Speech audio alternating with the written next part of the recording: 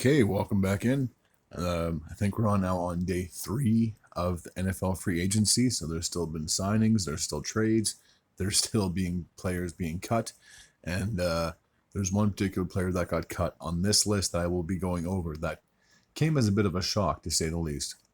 So the first signing happened to be DeAndre Hopkins. He has now joined the Baltimore Ravens. And the funny thing is, sorry, I didn't mean to scroll over the other one, is that there was a picture from a number of years ago where there was DeAndre Hopkins, Lamar Jackson, and Derrick Henry. All three of those at the time played for 3 different teams. I'm pretty sure Hopkins played for the Texans or the Titans, whatever it was. Lamar obviously still with the Ravens, and then Derrick Henry with the Titans. And I think the caption said, "Imagine these three on a team and how much damage they could do." Well, you're welcome, Baltimore. The 2025-2026 campaign should be essentially like a Super Bowl or bust if you're a Ravens fan now that you've added DeAndre Hopkins to your team. So yesterday, I talked about how Joey Bosa was released by the Los Angeles Chargers. Well, he's found a new home, and pretty quickly. He has joined the Buffalo Bills, and adding him to that defense, that can be very dangerous for the Bills Mafia, to say the least. And the Bills have to have the same mentality as the Baltimore Ravens, as it is essentially Super Bowl or bust for them as well. There's no more just making the playoffs, getting into a divisional round, getting to a championship game. They need to get over that hump. And if you have to go to play in Baltimore, if you have to go to play in Kansas City or against one of those two teams or against anybody, realistically, they need to win and they need to make it to a Super Bowl next season. Speaking with the Bills, or staying with the Bills, they have extended Damar Hamlin, and I just think that this is just a remarkable story. I know 2 years ago he ended up having basically a heart attack on the field, and everybody was just in awe of how he managed to come back the following season and then play this past season as well. It's a truly a remarkable story, and I still can't believe how this guy is still playing football, especially after essentially being dead on the football field 2 years ago when they played the Bengals. I just think it's a unbelievable story, and you can't take life for granted because anything can happen at any given moment. So savor every moment that you do truly have.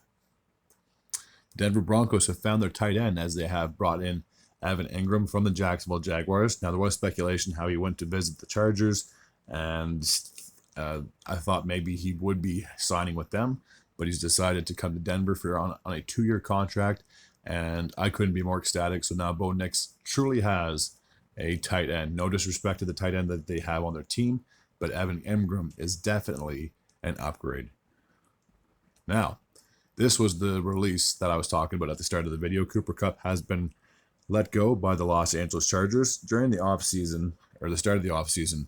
The Rams are trying to get a trade for Cooper Kupp, and then nobody wanted to trade for him, so now he's been released. So I guarantee there's 31 teams that are chomping at the bit that would love to sign this guy.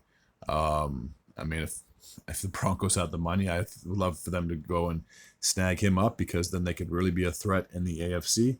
But who knows where he's going to land. And he's definitely not going to go play for a team that's like a bottom dweller that's not going to go anywhere. He wants to play for a team that's going to compete for a Super Bowl. So I guarantee there's a lot of teams out there that are very good. And if they have the cap space or they have the money, they would sure sign this guy. I wouldn't be surprised if I did a video tomorrow and talking about how he signed with a new team. That wouldn't surprise me in the least. The Seattle Seahawks have signed DeMarcus Lawrence from the Dallas Cowboys.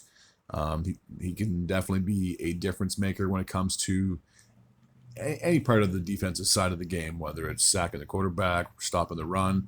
He can be a monster, to say the least, on the defensive side.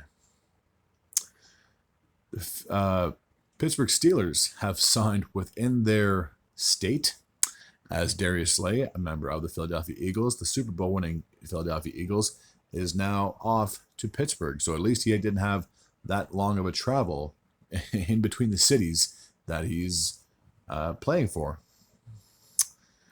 The Minnesota Vikings have signed Javon Hargrave, I believe, another ex-49er leaving San Fran. That's why I truly think that San Fran is definitely going through some type of like a rebuild or retool, because it feels like in almost any video that I've been doing, it's been a former member of the 49ers signing with another team. So if you're a 49ers fan, you must just be extremely upset that you're losing all these players on the offensive side and defensive side of things.